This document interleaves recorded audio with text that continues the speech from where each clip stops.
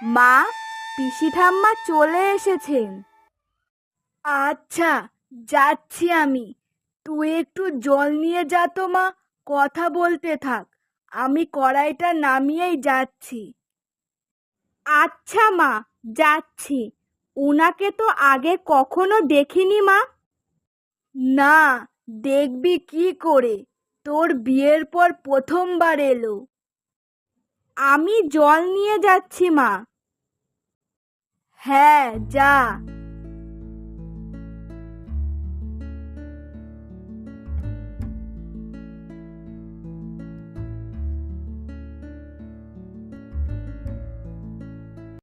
এই নিন, জল নিন পিসিমা। মা এক্ষুনি আসছেন। তা তুমি বুঝি দীপার ছেলের বউ? হ্যাঁ পিসিমা। শুনেছিলাম বটে, দীপার ছেলের বিয়ে দিয়েছে মহা ধুমধাম করে। আর তা হবেই বা না কেন? নরেশের তো আর টাকা পয়সার অভাব নেই, দু হাতে টাকা খরচা করেছে। আপনি বিয়েতে আসেননি কেন পিসি ঠাম্মা? কত সবাই এসেছিল। না, আমার আবার ওই ভিড় ভাড়ের মধ্যে ভালো লাগে না। রাজ্যের সব আত্মীয় স্বজন এসে ভিড় করে।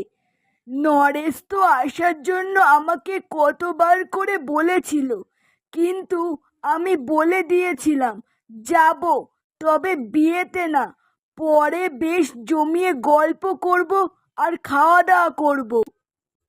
ও আচ্ছা, আপনি তাহলে একটু বসুন, আমি রান্নাঘরে মাকে একটু সাহায্য করে আসছি।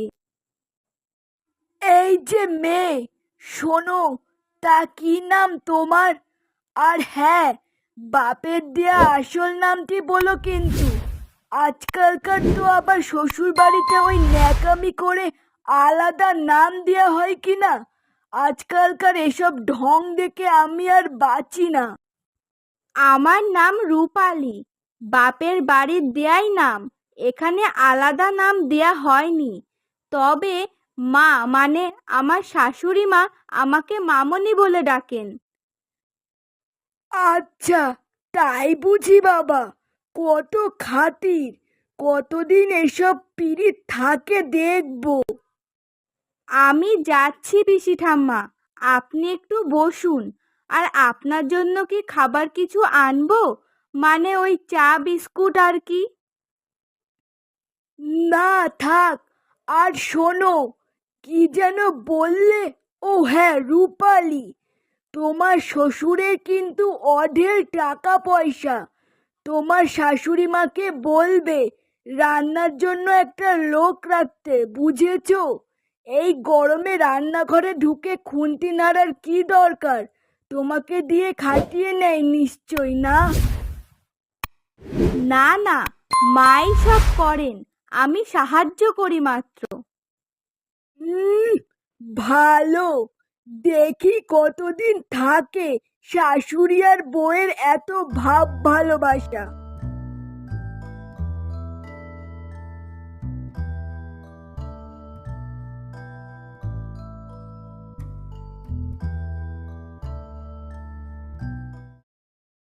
মা, আপনি যান, ওনার সাথে বসে গল্প করুন, আমি এই দিকটা দেখছি।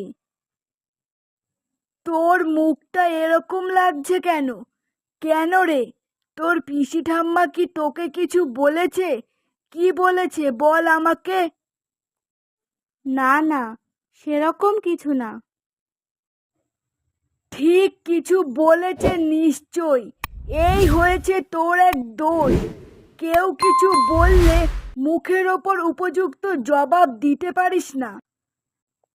না মা, আমি ওসব পারি না। তাছাড়া উনি গুরুজন। সব বুঝলাম, তোকে তো আমি কাউকে গায়ে পড়ে অপমান করতে বলিনি। তবে কেউ কিছু অন্যায় বললে তার প্রতিবাদ করবি। বড়দের মানে যা বললি, গুরুজনদেরও তো গুরুর মতো আচরণ করা উচিত, যাতে নিজেদের সম্মান বজায় থাকে। আপনি কিছু বলবেন না পিসি ঠাম্মাকে মা, আমি কিছু মনে করিনি। আচ্ছা হয়েছে, আমি যাচ্ছি। তুই এই দিকটা গুছিয়ে তাড়াতাড়ি আয়, বাকিটা আমি পরে করব। মা, কিছু খাবার বানাতে হবে ওনার জন্য। আমি করে রেখেছি মিষ্টি আর মাংস, ময়দা মাখাই আছে। তুই কটা লুচি ভেজে নিয়ে আয়।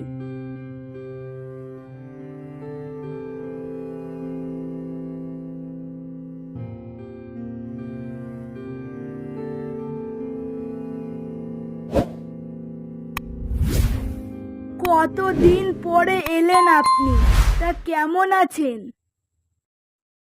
তা খারাপটা থাকবেই বা কোন দুঃখে বলতো। হ্যাঁ, বেশ ভালোই সুখে আছি। কিন্তু তোমাদের কি খবর? আমাদেরও ভালো। রাজুর বিয়েতে তো আসতে পারলেন না আপনারা। সে তো জানিয়েছিলাম, অন্য কাজ ছিল। সেটাও তো আবার কম গুরুত্বের ছিল না।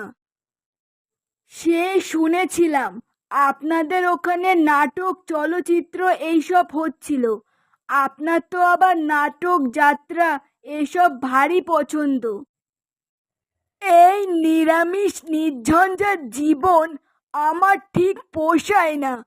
একটু যাত্রাপালা, একটু নাটক হবে, তাহলেই তো জীবনে আনন্দ আসবে। সে তো জানি, তবে বৌমা এই বাড়িতে আসার পর থেকে খুব সুখে আছি। যেমন মিষ্টি মেয়ে, তেমনি মিষ্টি ব্যবহার। আমাদের জীবনটা যেন একদম আলোতে ভরে উঠেছে। তাও ভালো। তবে বিয়ের পর প্রথম প্রথম তো, পরে দেখবে ধরা সাপও ফস করে ফনা তুলেছে। কম তো আর দেখলাম না গো। বয়সটা তো আর এমনি এমনি পার করিনি। কোথায়, যাত্রায় দেখেছো বুঝি? সে তুমি যতই হাসো, ঘরে ঘরে এমনই হচ্ছে। হয় শাশুড়ি, না হয় বৌমা, সারাদিন তো লেগেই আছে। আচ্ছা, সে যখন যা হবার পরে দেখা যাবে। একতরফা কখনো কিচ্ছু হয় না।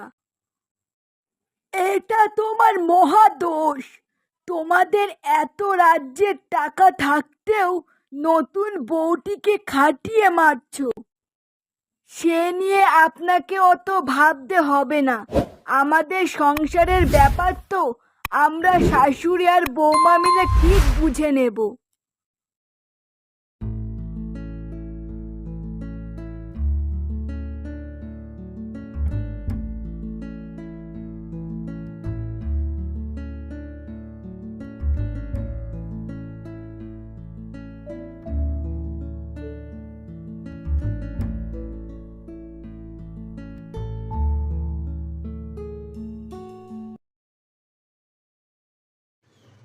কি গো হরিদা, এখনো বাড়ি যাওনি তুমি? না রে, এই যাব, একটুখানি কাজ বাকি ছিল, সেটাই শেষ করতে উঠেছিলাম আর কি। তা শুনলাম তো অনেক বড়লোক বাড়িতে মেয়েকে বিয়ে দিয়েছো। তা মেয়েটির খোঁজ খবর নিচ্ছ কি কিছু? না রে তমাল, সেরকম কোনো কিছুই নেওয়া হয়নি, কারণ আমার কাছে তো আর ফোন নেই, তাই খোঁজ খবরও নেওয়া হয়নি। দেখি আজকালের মধ্যে মেয়েটিকে দেখতে যাব। যাও যাও, যাওয়াই উচিত। নতুন জায়গা, নতুন মানুষ, মেয়েটার মন খারাপও হতে পারে। বাবার মুখ দেখলে মনটা একটু শান্ত হবে। ঠিক বলেছিস, কিন্তু জানিস তো তমাল, ইচ্ছা থাকলে আর সাধ্যে মেলে না রে। একটানা কাজ করেই পেট ভরাই, এর মধ্যে সময় আর খরচ দুটোই কোথায় পাই বলতো? তা ঠিক, তবুও বলি মেয়েটার মুখটা একবার দেখলে তুমিও শান্তি পাবে। আর বড়লোক বাড়ি মানেই যে ভালো সেটা নয়, মানুষ কেমন সেটাও বড় কথা। হ্যাঁ রে, তা তুই মন্দ বলিসনি, কিন্তু যাই বলিস না কেন, আমি যতটুকু শুনেছি ওর শাশুড়ি মা নাকি খুবই ভালো। হ্যাঁ, ভালো হলেই ভালো, না হলে এখন তো শাশুড়ি বৌমার ঝগড়া লেগেই চলেছে সব পরিবারে। তবুও তুমি একবার একটু ঘুরেই আসো। হ্যাঁ রে, যাবো রে তমাল। মনে আছে বিয়ের সময় মেয়ে বলেছিল, বাবা তুমি একদিন হঠাৎ করে এসো, আমি রান্না করে খাওয়াবো তোমাকে। দেখি সেই প্রতিশ্রুতি রাখতে পারি কি না। তাহলে এক কাজ করো হরিদা, তুমি আর দেরি করো না, আজকেই চলে যাও। তোমার মেয়ে হঠাৎ করে তোমাকে দেখলে খুবই খুশি হয়ে যাবে। বলছিস? কিন্তু মেয়ের শ্বশুর বাড়ি তো আর খালি হাতে যেতে পারি না, আর আমার কাছে এখন সেরকম টাকাও নেই যে কিছু কিনে নিয়ে যাব। তাই কি হয়েছে হরিদা, আমি তোমাকে কিছু টাকা দিচ্ছি, সেই টাকা দিয়ে তুমি বরং মিষ্টি নিয়ে যেও। আরে না না তমাল, কি বলছিস তুই? তোর কাছ থেকে আমি টাকা নিতে যাব কেন? না না, এ আমি নিতে পারবো না। আরে হরিদা, তুমি না হয় টাকাটা আমাকে পরে আবার ফেরত দিয়ে দিও। এখন তোমার কাছে টাকা নেই তা বলে কি আর কোনোদিনই টাকা আসবে না? যখন টাকা আসবে তখন তুমি আমাকে ফেরত দিয়ে দিও, এমনিতেই তো অল্প কয়েকটা টাকা। আচ্ছা ঠিক আছে, আমার যখন ধান উঠে যাবে আমি সেই ধান বিক্রি করে তোকে তোর টাকাটা ফেরত দিয়ে দেবো। আরে হ্যাঁ হ্যাঁ হরিদা, তুমি এখন যাও তো দেখি। হ্যাঁ হ্যাঁ, যাচ্ছি যাচ্ছি।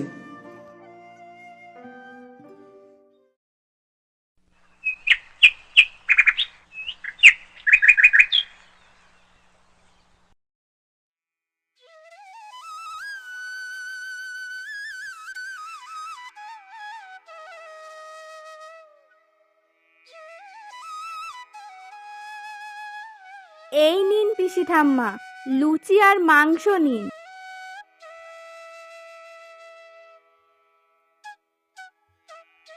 আমি আরো লুচি ভেজে আনছি।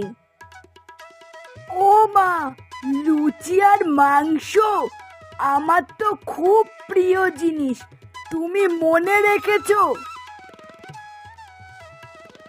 তা মনে থাকবে না কেন?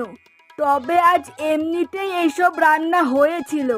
আমার বৌমা লুচি আর মাংস খুব ভালো খায়, তোরটাও এবার নিয়ে আয় মা। আপনারা খান না মা, তারপর আমি খেয়ে নেব। হ্যাঁ সেটাই ঠিক, আমাদের খাওয়া হলেই না হয় ও খাবে। না না, সবাই একসাথেই খাবো, তোরটাও নিয়ে আয়। লুচি লাগলে আমি ভেজে নেব পরে। এত ঢং দেখে বাঁচি না বাপু, তা ও না হয় খেত পরে। পরে খাবে কেন? আমরা সব সময় সবাই একসাথেই খাই। সারাদিন তো সবাই কাজের জন্য বাইরে বাইরেই থাকে।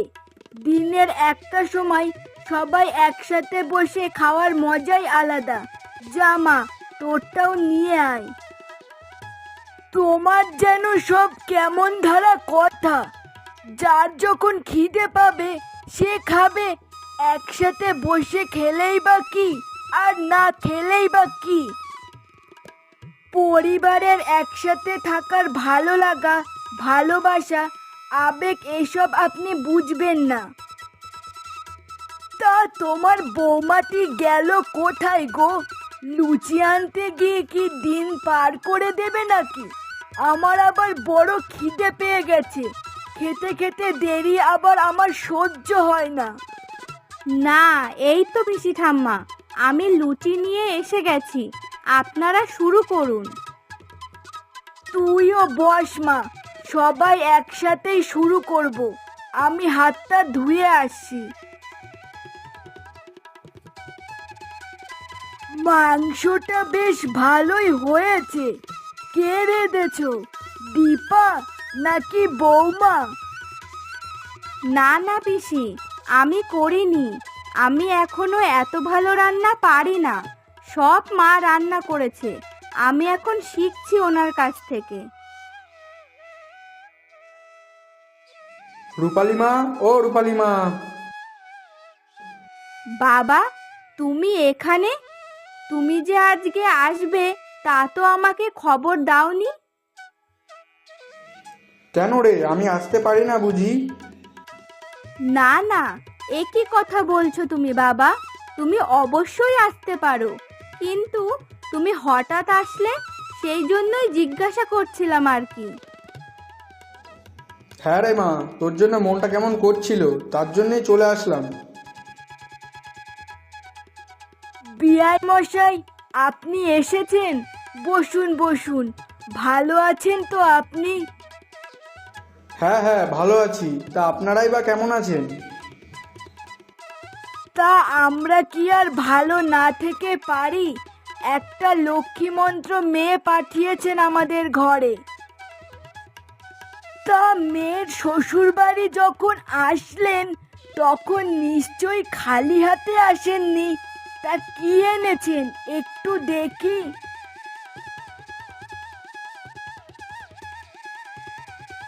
এ বাবা, শুধু মিষ্টির হাড়ি, আর কিছু আনেননি? কি করব বলুন, আমি তো আর আপনাদের মতো এত বড় লোক না। আমার যতটুকু সামর্থ্য ছিল আমি ততটুকুই এনেছি। এমা, না না, ওনার কথায় আপনি কিছু মনে করবেন না।